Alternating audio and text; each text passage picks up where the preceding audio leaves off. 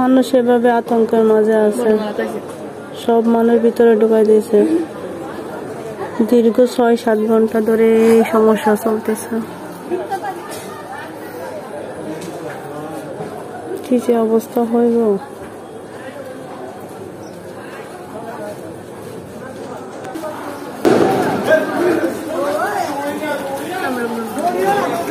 এভাবে দৌড়াইতেছে মানুষকে নিয়মিত, এভাবে গ্যাঞ্জাম, এভাবে দেখতেছে। যে একটা অবস্থার মাঝে আমরা আছি, আমাদের জন্য সবাই দোয়া করেন। কি যে এক অবস্থার মাঝে আমরা আছি,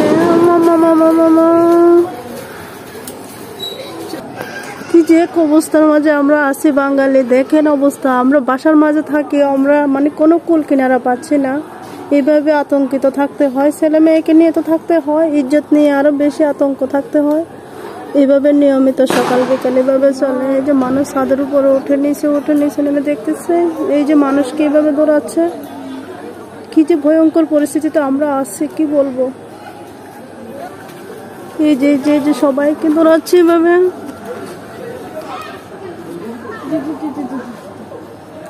মানুষ ভয়ে আছে, এইভাবে করে মানুষকে সব সময় দৌড়াচ্ছে। আমাদের জন্য দোয়া করবেন যে যেখানে আছেন। আমরা কি যে একটা সমস্যার মাঝে আছে, যে যেখানে আছেন নিরাপদে থাকবেন, সাবধানে থাকবেন। ছেলে মেয়েকে কখনো বাসা থেকে বেরোতে দিবেন না, যেহেতু সমস্যা। আসলে আমি নিজে অনেক ভয়ে আছে।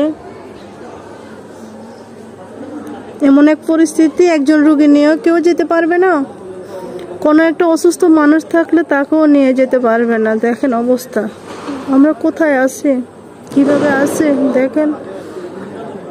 রাত হলে ঘুমাতে পারি না, দিন হলে ঘুমাতে পারি না, এভাবে নিয়মিত চলে। আহা, মানুষের আহাজারি, মানুষের চিৎকার চেঁচামেচি শোনা যাচ্ছে। না জানি কার মার বুক আবার খালি হচ্ছে, সেটাই জানি না। কখন যে কার উপরে আক্রমণ করে সেটাই বুঝতে পারি না। এভাবে নিয়মিত চলে চিৎকার চেঁচামেচি।